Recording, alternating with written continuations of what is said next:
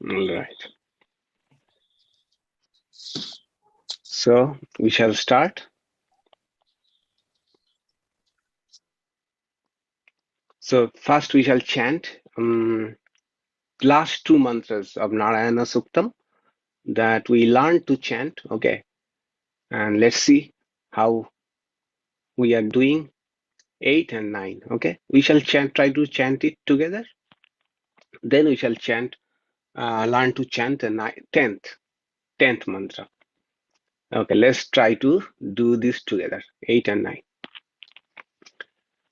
Santatagam Shilabhistu Lambyatya Kosha Sannibham Tasyante Shushiragam Sukshmam Tasmin Sarvam Pratishtitam Tasya Madhye Mahan Agnir Visharchir Vishato Mukhaha Sograbhug Bibhajantishthan Nahara Majara Kavihi Tiryagurdham Adhasayi Rasmayas Tasva Santata.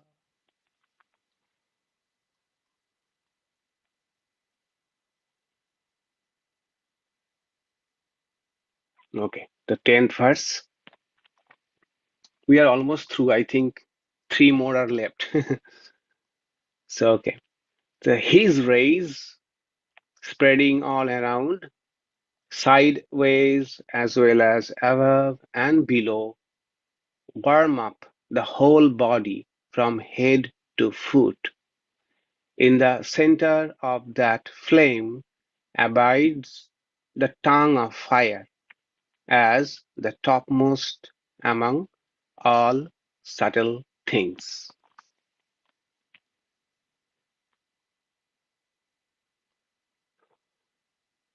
Okay, call and response. Santapayati samdeham Santapayati samdeham Apadatala mastakaha Apadatala mastakaha Tasya madhe Vanni shikha Tasya madhe Vanni shikha Aniyo urdhva व्यवस्थितः Aniyo urdhva vyavasthitah. Okay, let's try to chant together. Santapayati samdeham apadatalamastakah tasya madhe panishikha Aniyo urdhva vyavasthitah. Once more. Santapayati samdeham apadatalamastakah tasya madhe vanni shikha aniyo vyavasthitah. All right. So about Narada Bhakti Sutras, in last two aphorisms, Narada said what a devotee should restrain from, what they should not do, engage in. One was not to hear or read things which will create desire in mind, more desires in mind, and not to listen to uh, people about people or books written by people who are atheistic that might harm our bhakti, and also try to get rid of Abhimana and Damba, that is pride and arrogance, which create barrier between the devotee and God. In last two aphorisms of this section, what a devotee should do, 65 and 66.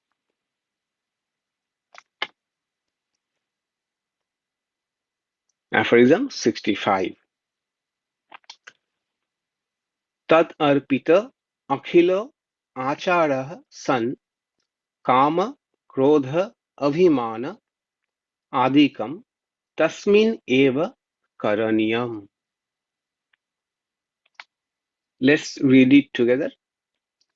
Tad arpita akhilo acharah san kama krodha abhimana adikam tasmin eva karaniyam.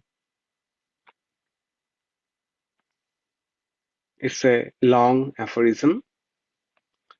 Sun, the word sun means having, after doing something, then this word is used, sun.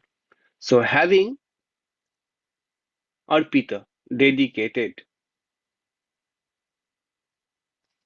having dedicated akhila, all, acharaha, activities, tat, to God, kama, desire, krodha, anger, abhimana, pride, adikam, etc., karaniyam, should be directed, eva, only, tasmin, towards God.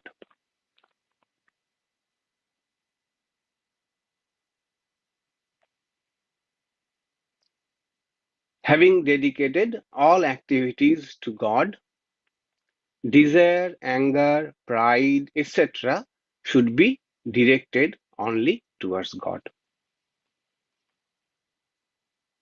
So, this is something very interesting.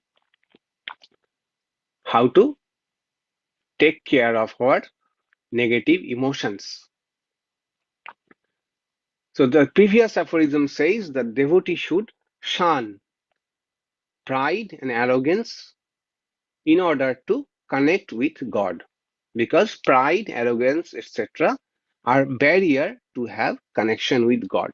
As in our relationship, in our day-to-day relationship, we see that pride, arrogance, etc. are barriers for intimacy. Same way, pride, arrogance, etc. are barriers to have intimate relationship with God. So how to, and we, while discussing the previous aphorism, we noted one counsel from Bhagavad Gita, how we can do that pride, arrogance, etc. If we can remind ourselves that these are gifts from God, whatever quality I am proud of, whatever uh, things we are feeling proud about, these are gifts from God, then we won't feel such pride about our own qualities and position. Rather, we shall be humble. That is Bhagavad Gita's counsel. And here Narada says something else. What Narada says? First he says, Tadarpito Akhilo Acharasan. That is, having dedicated all activities to God. So as we have seen throughout the Narada Bhakti Sutras, throughout this text, Narada comes back to this central theme of dedicating all activities to God, surrendering all activities to God. This is the essence of bhakti, according to Narada. So Narada wants to say that since a devotee has surrendered all activities to God, they should channel all their negative emotions even to God alone. Not only all activities, but emotions, negative emotions, harmful emotions, such as desire, anger, pride, these should also be channeled to God. Adikam, here was the word adikam, etc. We may add anything which are detrimental, for which we suffer, such as greed. So desire, anger, pride, greed, etc. all. And we know that these emotions are part of our life, and sometimes we act on them, and later on we regret having been acted on them. So, what is devotee's method of dealing with them?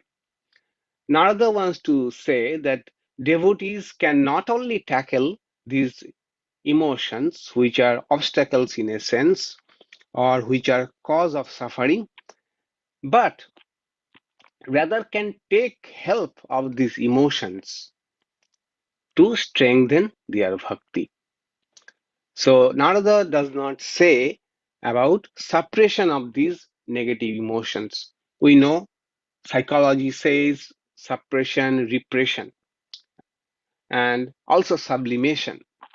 So suppression is when an undesirable feeling is uh, rising in our mind and we are aware of that, we try to control that. And in other words, they say push it down from surfacing. And repression is when a negative emotion without our knowledge is being pulled down, pulled down from the unconscious mind, because we know that those are not appropriate. So without our knowledge, they are being pulled down from surface. That is called repression. So suppression is a conscious control, and repression is our unconscious activity. And there is another thing called sublimation, that is giving these emotions a higher turn. So here is also a sublimation, but not what psychological sublimation, what psychology says as sublimation, but here sublimation is turning those emotions towards God, turning those emotions towards God. So as I understand it, here are two-step method. First is recognize the emotions as they arise. Okay. And this happens gradually.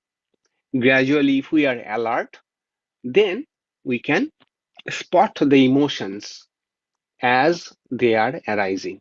Anger, for example, anger, we see that a bubble is forming. And what helps is our contemplative practice. If we spend every day some time watching our mind or being with us, uh, need not be only meditation, but if we watch our mind, spend some time with our mind every day alone, then gradually it becomes easier for us to be aware, alert of our emotions as they are arising. So first step is to recognize these emotions. Recognize but not agonize over them. Why they are rising. Okay, recognize them. And one thing we should remember, that these emotions are part of us. They will never completely go away. Even for an illumined person, these emotions also remain. Only difference is that they, with alertness, they can recognize them and they don't act on them. So these emotions are unable to create any problem as it does to us now, as they torment us now. Sri Ramakrishna gives the example that it is kind of, it mind becomes like burnt rope, burnt rope. So it, and those emotions have only a shape of the emotions, but they cannot do anything.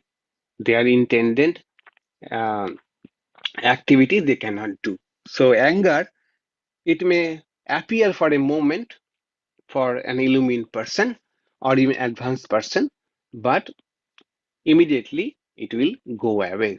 So first, that is the first step, recognizing those emotions as they arise.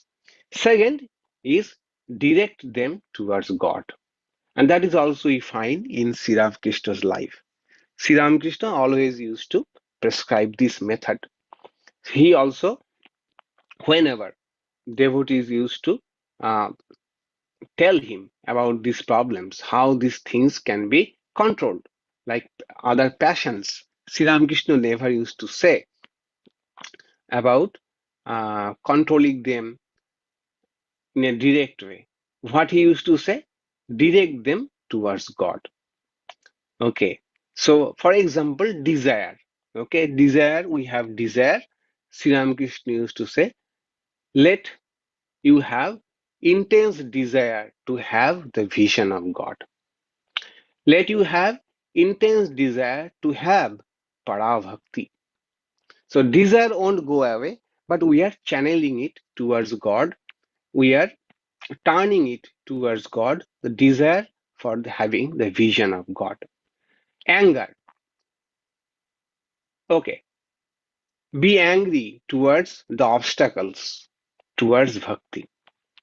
Be angry with them, that these are causing obstacles in bhakti. Similarly, pride. Sri Ramakrishna will say pride or egoism will never go away. Okay, aham. Aham can never go away because that is our fundamental identity. Sri Ramakrishna says that this ahamkar, this egoism would never go away. Then what to do? Keep it as related to God. Okay, that I am a devotee of God. In the next aphorism, Narada will specify more how to transform our ego into a higher ego. So, and greed, for example, greed. Okay, if you want to have greed, have greed for God's grace that we can progress smoothly. So the point is, hurdles, which are hurdles, could become help for devotees, and it is not easy to do. As we are saying it, it is not so easy to do, but it's a grand idea placed before us. If we even a little bit of if we can do, it will be a wonderful sublimation of our passions. Wonderful sublimation that not only these are troubling us, not only they will not be able to make us suffer, but rather they will be a help for our bhakti. Okay, that's a great something, a great idea is being placed before us. Another method which I have found is also helpful, that acknowledging those emotions and placing them before God. Okay, I know one emotion has come and I am unable to tackle with it. Okay, especially when something appears to be very illogical, irrational, and we get anger. Anger arises in us. Somebody has, what they call the term trespassed. Someone has trespassed. It is so inappropriate. Someone has trespassed and making unnecessary demands, for example, then anger is natural. But even if I have acknowledged or spotted the anger, what to do with that? What to do with that? So I have found this also helps, that place the emotion, place that emotion before God. Here is anger. Here is anger I place before you. That also helps. The summary of this aphorism is, a devotee should channel even their negative emotions toward God. Thus, the negative emotions can become help in strengthening bhakti. Do you have any ideas to share related to this? Any question or idea what we have discussed so far? You can unmute and yeah. The Swami, it's Anna. Yes, Anna. I think at any point that you can step back from the emotion, then you have some control over it. Right. Yeah, as you said, putting it before God, that means you've stepped back, you've recognized it, and you can, Yes. yeah. Yes, exactly. That was the first step of the two-step process, recognizing the emotion. Mhm. Good. Eh, they say that knowing the enemy means winning the battle. Half the battle is won when we know who is the enemy. So stepping back is right. Stepping back is just recognizing the trouble that is coming. All right, thank you. Yeah. Thank you. Yes, Maharaj. Can you hear me? Yes, please. Maharaj, as Ma said that when she was scolded or abused by other ladies, she said that don't pay lot of attention. Duto kotha boi to know it. Yes. Some words only, pass through it, go ahead. Don't get stuck in that. Right. So that way also emotions in sometimes it can be handled. Right. Thank you, Maharaj. Yes. Oh, Swami, Yes. placing these negative emotions before God releases us from having to act upon them. Right. That's Not only that, I feel, the burden of carrying those emotions. We are carrying those emotions, right? Even if suppose we are not acting on them, but they are, say, playing on within us. So placing them before God, perhaps sometimes makes us free, liberate us from carrying those emotions. it's like surrendering them. Surrendering them, yes. Surrendering them. That is what actually Narada is saying. That having surrendered all activities, uh, even not only surrender your negative emotions, but channel them toward God. Channel them toward God. So channeling them toward God might mean also surrendering those emotions before God. Okay. So praying or placing them and laying yourself bare before God. Whereas this thing about anger, Mm-hmm. For somebody like me with a short fuse, it just takes a very short time for it to, by the time you recognize it's already too big to control. So how do you deal with it in that case? It requires a lot of willpower to control it. But what you said is important to catch it at the very initial stage when it's like in a bubble form, when it can be done. But Yes. It is easier to prevent than to cure. So when it is arising, it is a small bubble, then it becomes a small wave, then a big wave. So earlier we can catch it, better it is. But not so easy as we are saying. But I believe, meditation and practices like that makes us, because I myself was very short-tempered in my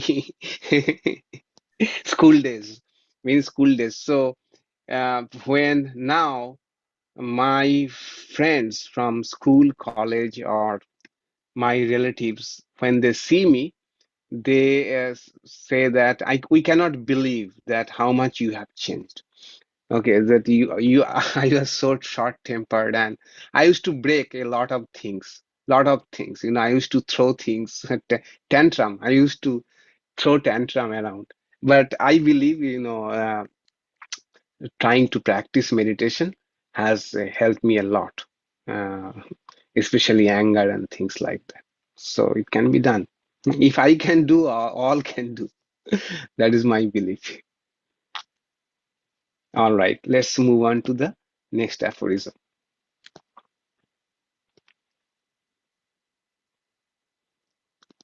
Aphorism 66. So yeah, this is also a long aphorism, but here Narada brings Bhagavatam, concepts of Bhagavatam. We shall see the concept of Bhava or Ragatmika Bhakti. So it is Tri Rupa Bhanga Purvakam Nitya Dasya Nitya Kanta Bhajana Atmakam Prema Karyam Prema Eva Karyam. So let's read it together. Tri Rupa Bhanga Purvakam Nitya Dasya Nitya Kanta Bhajana Atmakam Prema Karyam Prema Eva Karyam. Three Rupa means the three types of bhakti. Purvakam mentioned previously. Bhanga should be transcended. Prema Karyam, one should engage in love.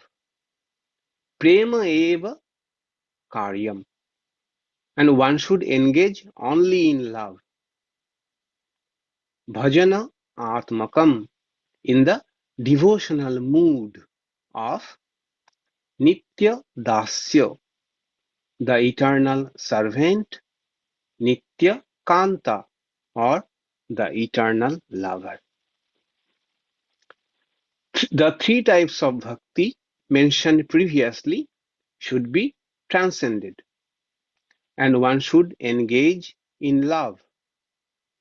One should engage only in love, in the devotional mood of the eternal servant or the eternal lover. So it's a profound one. Let's try to understand it. Three rupa means the three types of Gauni Bhakti, three types of secondary Bhakti that we saw earlier in aphorism 56, mentioned previously, that is aphorism 56. Aphorism 56 mentioned that Gauni Tridha, the secondary devotion, that is devotional practices, or when we have not yet reached that final bhakti, but we are cultivating bhakti, that is Gauni Bhakti. That is three types, either based on guna or based on need.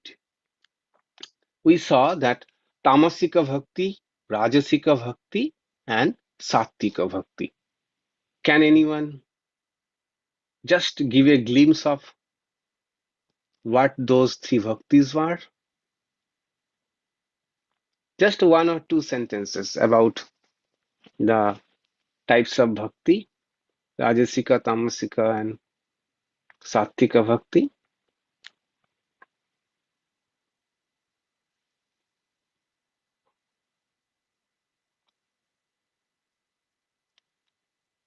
You can unmute yourself and yeah, go ahead. Don't worry. Nobody will judge or give you marks.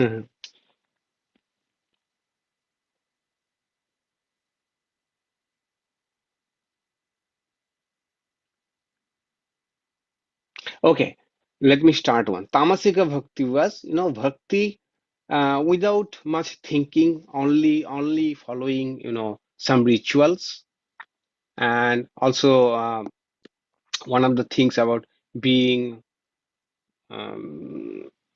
obsessive about or fundamentalism, being fundamentalistic about bhakti. There is a term for that. What is it? Fanaticism, fanatics. That is tamasika. Then what was rajasika bhakti? Can anyone recall?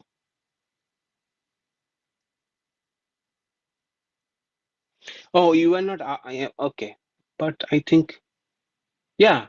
Oh, sorry. Yes, yes, yes. I'm sorry. Now you can unmute yourself. Sorry, I'm sorry.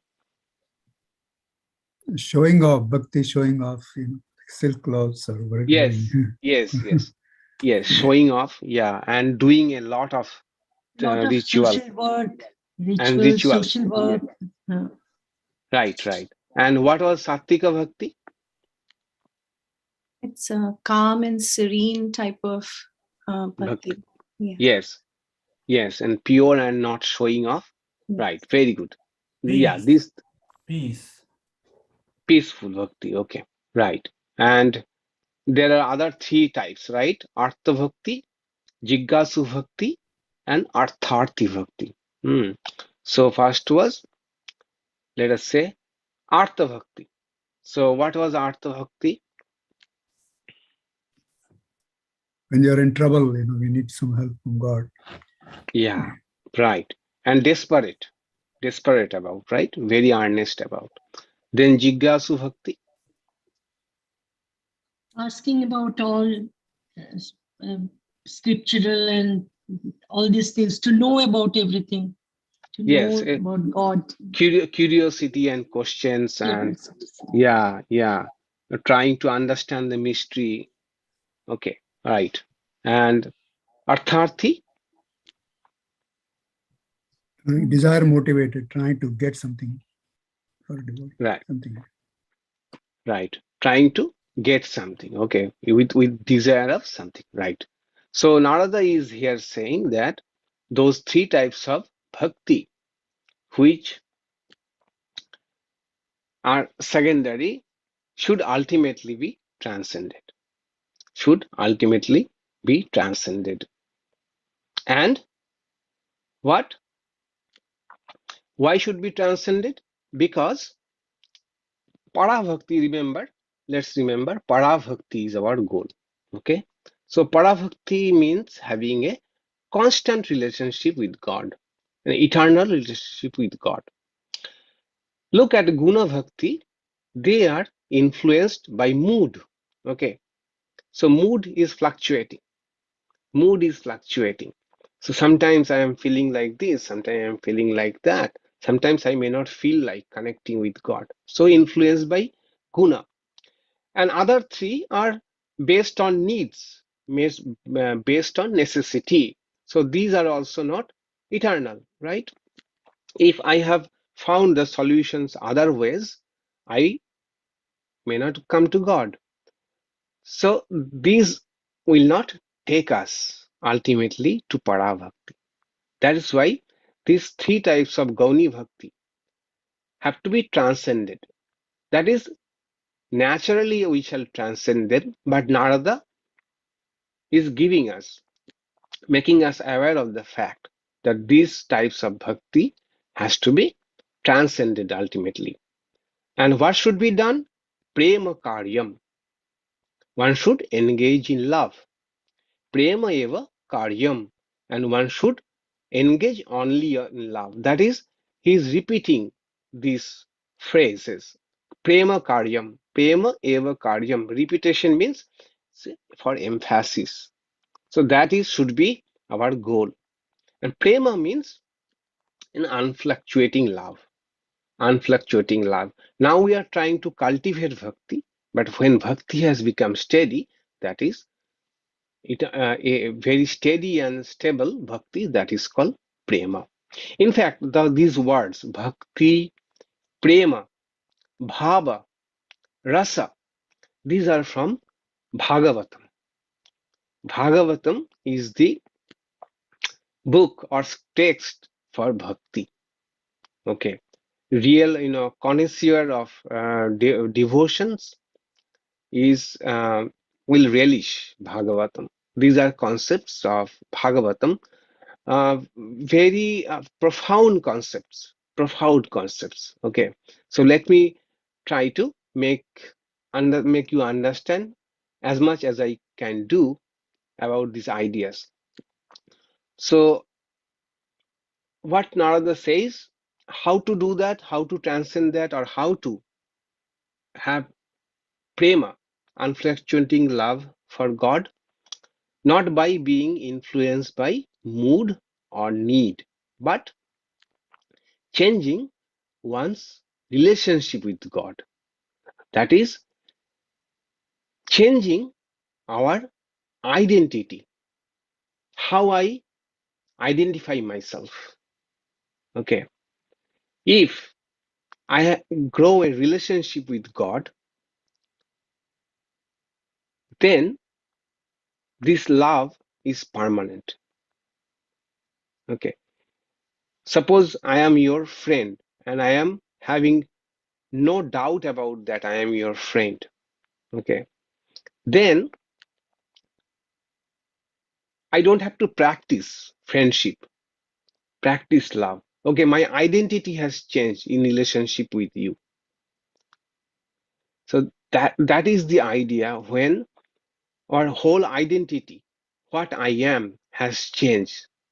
So Narada gives two options here: Nitya Dasya, Nitya Kanta. Dasya means servant, eternal servant of God. It might sound strange, so don't nobody likes servitude, but what is this going on? So the idea is, at one point of time, servants in a king's palace was a privileged position. The servant used to serve the king with loyalty and sincerity, and the king used to take care of all the needs of the servant. The servant did not have to worry about anything. My master will take care of everything. It's not exploitation, it is mutual respect and uh, mutual understanding. So it was more privileged position than, say, a warrior. A warrior has to fight, warrior has to defend, but a servant needs to serve only the master, and master will take care of everything. That is one attitude we find in Bhagavatam. Another is Nitya Kanta. Kanta means spouse, thinking oneself as spouse of God, the eternal lover of God. So that is the ultimate in these five bhavas. Five bhavas or moods. What are those five bhavas? So Vaishnavism, Krishna Bhakti, Bhagavatam, they speak about this. Bhava means difficult to translate, but bhava might indicate mood or mindset. Okay, mindset. The mindset or mood that I have towards God. So five bhavas is five relationship with God. One is, first is Shant, and all the examples can be found in Bhagavatam. All the examples, how different people related themselves with these five relationships with Sri Krishna. Examples are all from Bhagavatam. First one is Shanta. Shanta means peaceful, a peaceful relationship with God. This was exhibited by the Gyanis, the sages of Vrindavan, those who had already realized the ultimate reality as Atman and Brahman. But then again, to experience the bliss of bhakti to Krishna, they again let their mind flow toward Krishna. And in their love, there was not such exuberance, because it was tempered with jnana, tempered, tempered with wisdom and knowledge. That same Krishna is none but the manifestation of this Brahman, whom we have realized Same in human form, he has incarnated so that people, especially the fortunate people of Vrindavan, can have a taste of that divine bliss. Okay, so in their love, there was no exuberance. They had love, but it was tempered with jnana. That kind of bhakti is called shanta. Shanta means, peaceful, peaceful relationship with God, not, that is, we can say a modest relationship with God. Okay. Second one is dasya, servant. We see Uddhava. Uddhava, who was Sri Krishna's relative, at the same time, he used to think himself as dasa, that is, servant of Sri Krishna. And he used to enjoy divine relationship with Sri Krishna as a servant. Okay, that was his attitude, mood towards Sri Krishna. We see another a great example here of Dasya Bhakti in Hanuman, right? Deho buddhi to dasoham.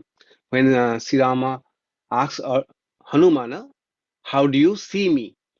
Hanuman says that when I think myself as this body, I think I am your servant. Okay, and when I think when I am a jiva, then I think that I am amsa, I am your part.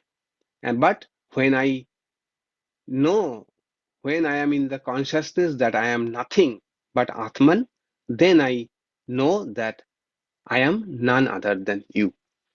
So Hanumana was a great example of Dasya Bhakti. Yes, Dasya Bhakti. Servant, servant relationship with God. Then Sakhya. Sakhya means Shakha, friend. We see Arjuna had this, or cowherd boys of Vrindavan. Okay, they did not want to connect with Sri Krishna or think Sri Krishna in any other way than friend.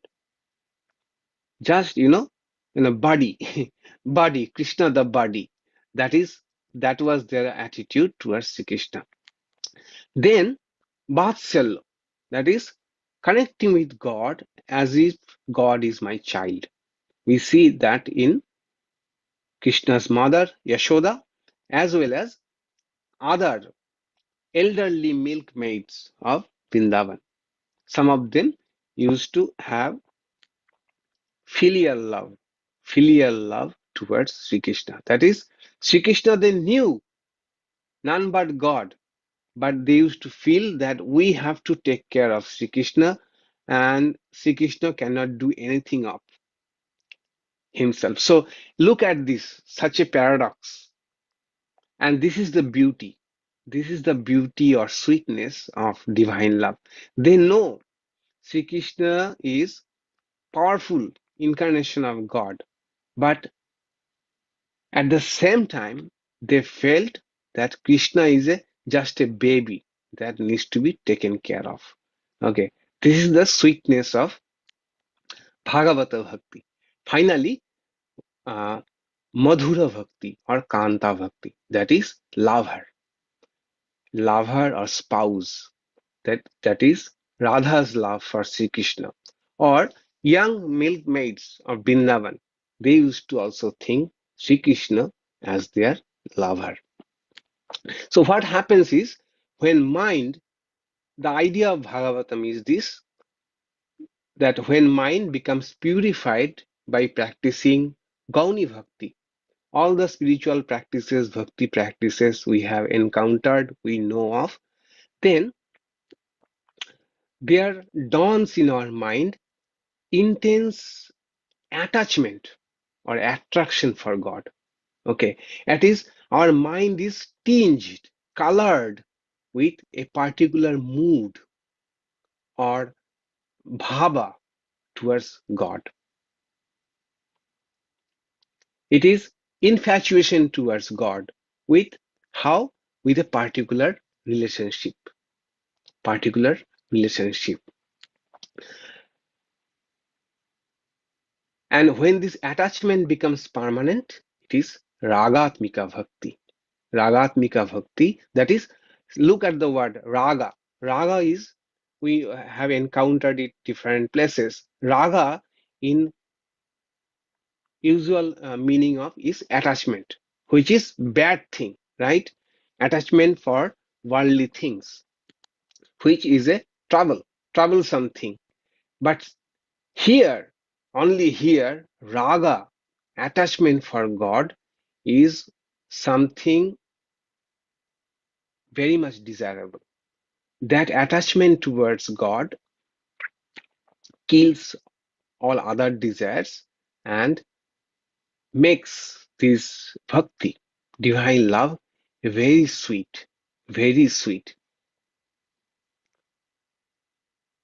So, when the attachment becomes permanent, it is called ragatmika bhakti, or also sometimes called raga anuga bhakti. That bhakti which follows attachment, bhakti in accordance with attachment. And one can choose any of the bhavas that resonate best with them and cultivate that bhava.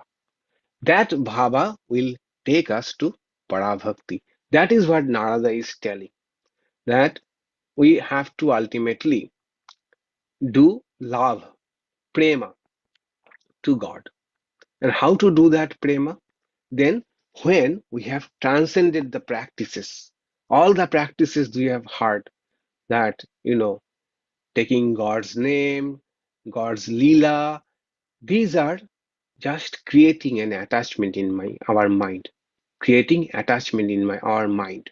Okay, so here is the full picture.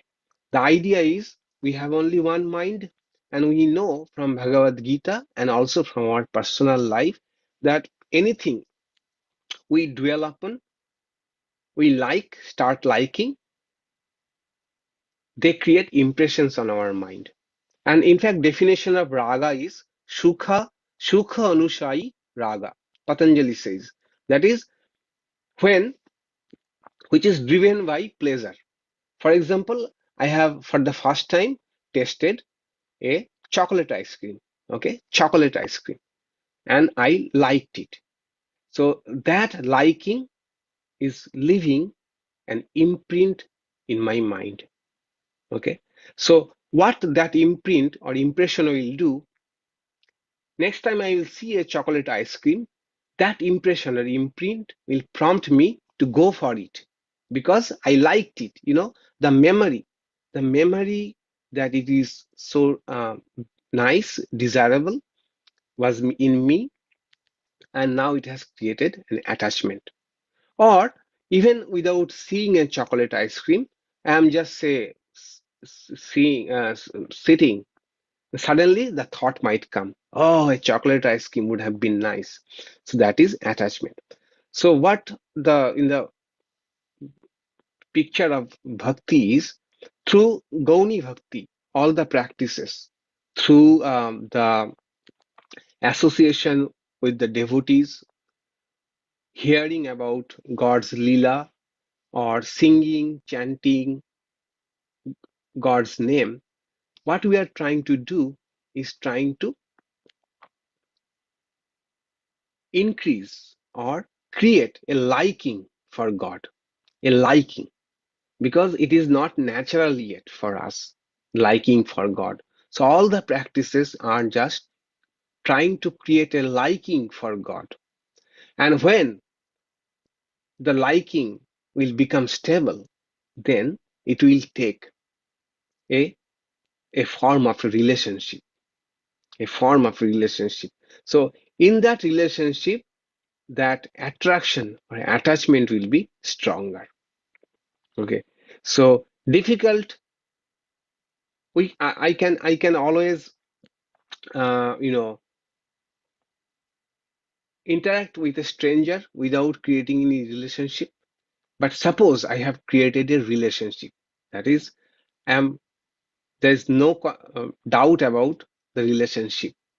Then the relationship is sweet, permanent, and stable.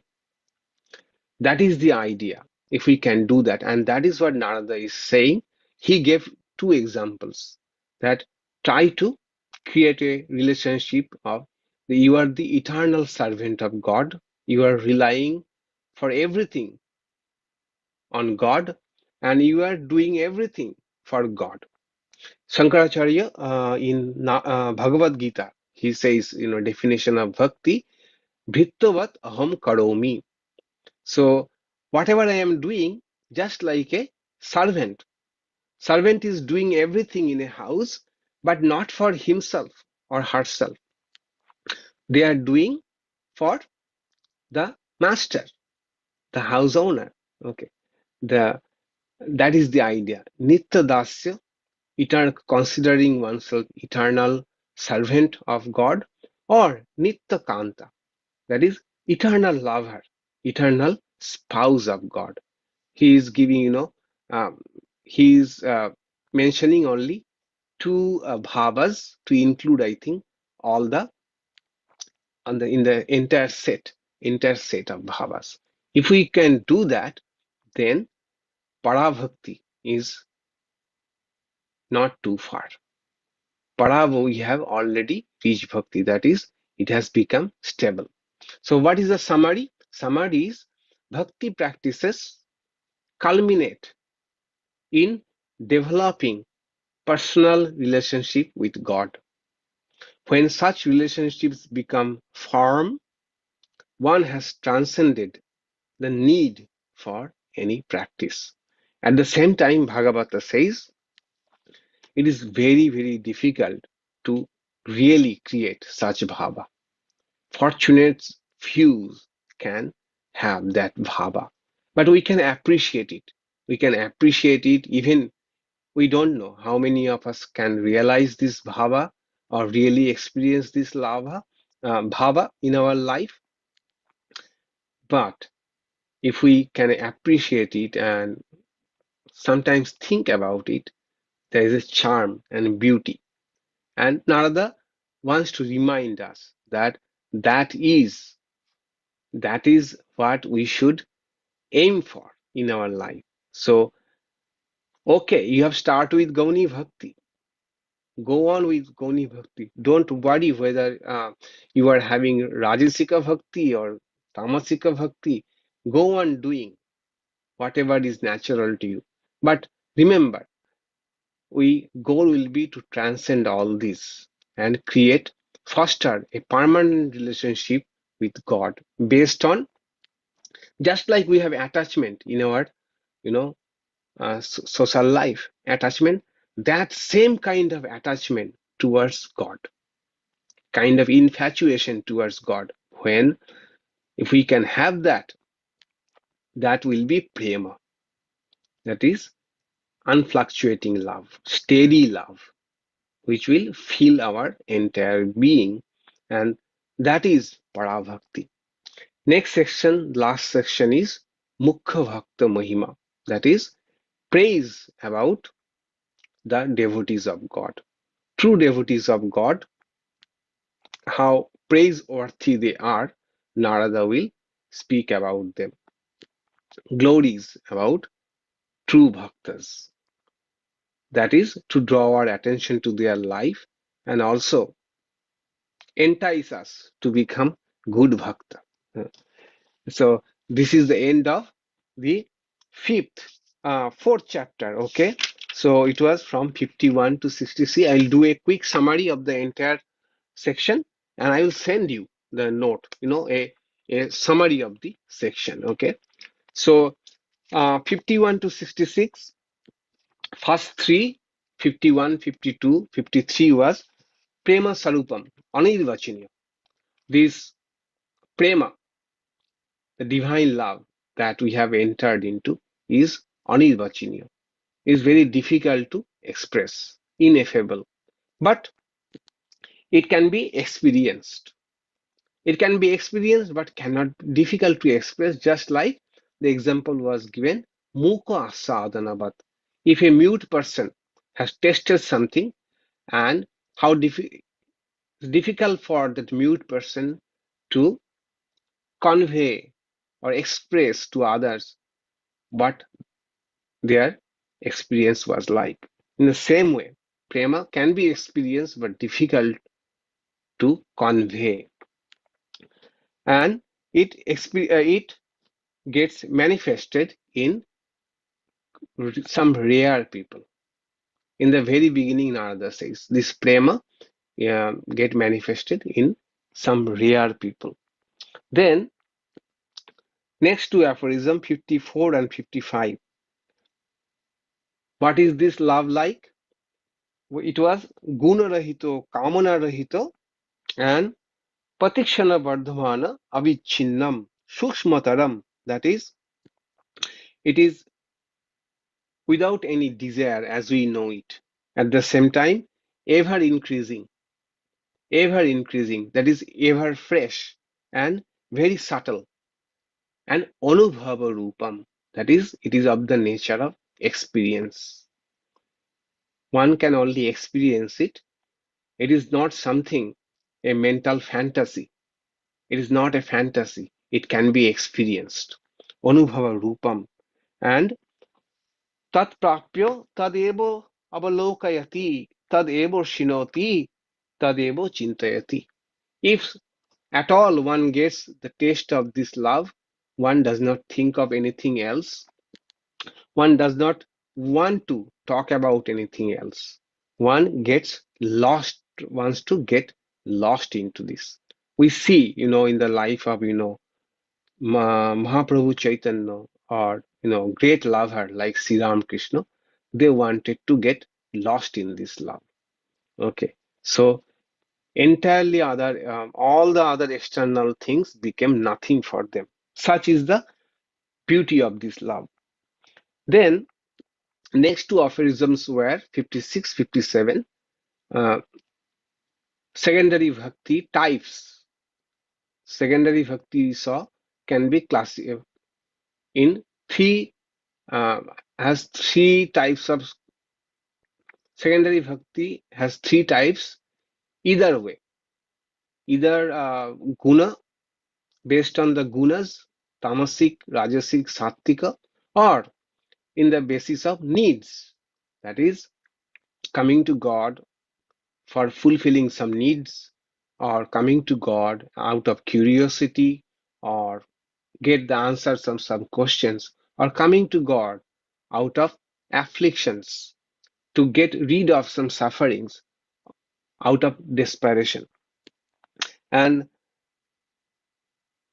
57 said there is a gradation. Sattika is better than Rajasika, Rajasika is better than Tamasika. And Artha, that is coming to God out of despair or desperation, is better than Jiggashu, one who has come only out of curiosity, which is also better than coming to God only to fulfill some needs. Then 58, 59, and 60, these were Bhakti is easy. Okay. Bhakti is easy because it is self-evident. It does not require any other proof. And it is of the nature of great peace and bliss. Then 61 and 62, it is about worries, worldly problems, or people's opinion about the devotee.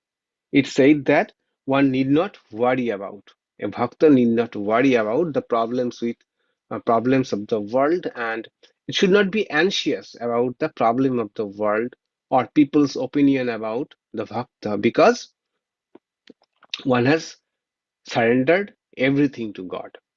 Okay, so and the next aphorism said, but until such a state is reached, one should keep on doing the right thing. Whatever needs to be done should be doing for society, for maintenance of oneself, but in the spirit of dedication to God. That is, whatever I am doing, not for myself, I am doing all as a dedication to God. Then 63 and 64 we saw a bhakta should abstain from. They should not listen to uh, things which increase their desire about wealth or lust, or should not be indulge in atheistic things, book atheistic, and give up pride and haughtiness, which create boundaries, which takes us away from God.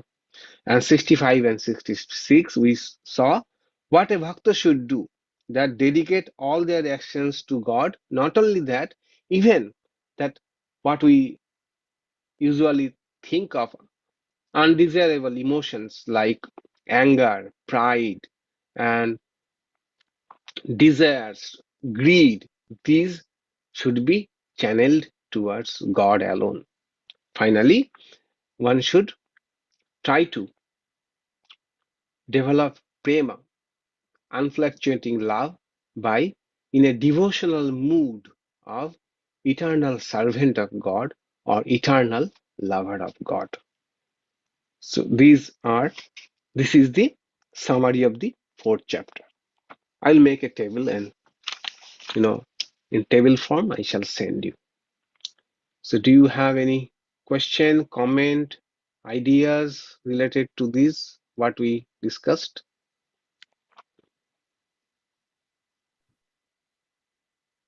Raj, what is the example of the first kind? The sages who Oh, had peaceful nature. Shanta. Oh. Examples are sages of Vrindavan. Okay.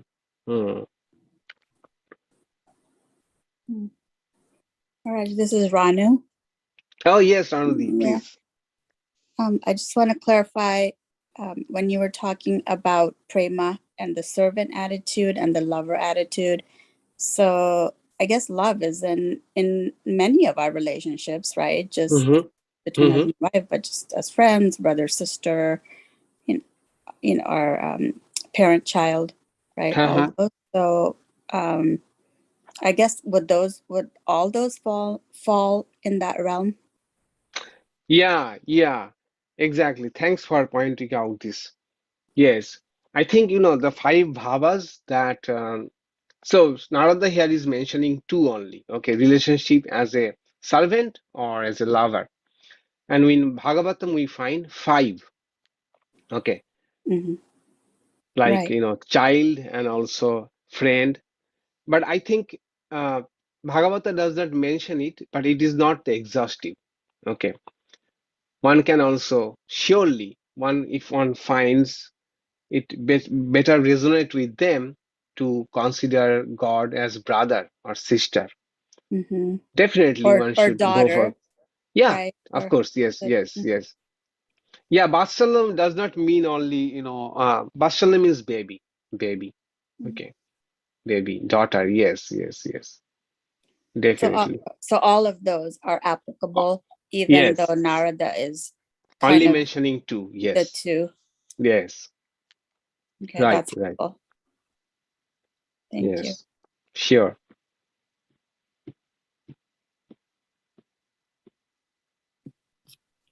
Oh, Maharaj, this is Preeti. Yes. Yeah. It's just a comment, I guess. I was reminded of Mahapurush Maharaj when you were talking about the servant attitude and that he enjoys a very privileged position. And specifically, I got reminded of his statement. It's not verbatim, but where he had a dog or a couple of dogs, and he used to say, "This is my dog, and I'm Thakur's dog." Right. Yeah, Right. yeah. Exactly. Yes. It's a very sweet one. He was the president when he was telling this. So all the Swamis and devotees of the Belur Math will visit the president. Okay. And he would take pride in that. He had a dog, I think Bhulu. Bhulu was the name of the dog, if I remember correctly. So he said, "This is Bhulu, my dog, and he will show Sri Ramakrishna, and I am his dog. I am his dog, he's my master." Okay. Yes. Right. In fact, Swami Vivekananda too. In Swami Vivekananda, if we read his writings and poems, and he most of the times considered himself as servant of God, Sri Ramakrishna. Okay, I am your eternal servant. Das Tabo. I forgot the poem, which poem it is. Oh, Bengali is গাই গীত শোনাতে তোমায়. I sing a song. um, I sing a song for thee. It was dedicated to Sri Ramakrishna. Okay. And even other poems that he composed, he had this attitude that he is a servant. But in one poem, probably, he also addresses Sri Ramakrishna as friend. Okay, friend. Yeah, yes. Hmm. So does that mean we can sort of Of change, course. like we can sort of change the relationship? Like sometimes you can be a servant, sometimes you can be a friend, sometimes Yes, you feel like yes, a yes. daughter, sometimes. Right, right, right. Okay, Exactly. depending. Exactly. And that's Yes, all valid. all valid, and it is not a fixed, and it is not an ironclad thing. Okay. But what Bhagavatam wants to show us, that with the passage of time, a devotee, with a bhava, a particular kind of bhava becomes the dominant bhava in them. Dominant bhava in them. Mm-hmm. And then, I have not mentioned it yet, then bhava can become rasa. Rasa. Rasa is a different concept. Rasa is, the idea of Bhagavatam is the divine play that was being played in Vrindavan is a mirror image of Golaka. Okay. Eternal Krishna, eternal devotees. Okay. So there, everything is made of consciousness. Okay. Not this kind of physical body, but say Chetana. Everything is consciousness. There, this eternal Leela is going on. And there, the same devotees are maintaining that kind of relationship with Sri Krishna. There it is rasa. Okay. And when the idea of Bhagavatam is this, okay, since you have broached the topic, idea this, that when a devotee reads Bhagavatam and reads about this Leela, they gets interested to one of these rasa. Okay. Okay. So different relationships people are having with Sri Krishna. Among all these relationships, a devotee finds attracted to one kind of relationship. Okay. Suppose example, one may find the idea of Sri Krishna the friend. So what they will do is go back again and again to that portion of Bhagavatam and read those portion of Bhagavatam where Sri Krishna's this Leela, divine Leela, as a friend is being played out. And that is a hint that that devotee has actually that kind of bhava in their mind. Okay. Mm-hmm. And gradually that bhava will probably becomes form in their mind. But also it is possible that one can have different types of bhavas. Mm-hmm. That's helpful. Yeah. Yeah. Like Krishna Sudama, right? Yeah. Friend Relationship. And then the gopis, I guess it got to the point of rasa, right? Rasa. Mm-hmm. Yes. Madhura Bhava. They Bhava. ultimately, that was kind of their ultimate, that's love. Yes. and Entirely. As spouse, Sri Krishna the spouse. right. Okay. Sri Krishna the spouse. So it Mm-hmm. is ultimate in the sense one has forgotten, erased from the mind the idea that it is Sri Krishna the God. Yeah. Okay. And started relating to Sri Krishna as one's spouse. Mm-hmm. Okay. This is something very difficult for us to conceive, but it is possible in the realm of Bhagavatam and Krishna Bhakti. Okay. Mm-hmm. Thank you. Yeah. If anybody really wants to read more about it and really understand this phenomenon, The great book is by Edwin Bryant of Rutgers University. Wonderful book called. Can you see it? Okay.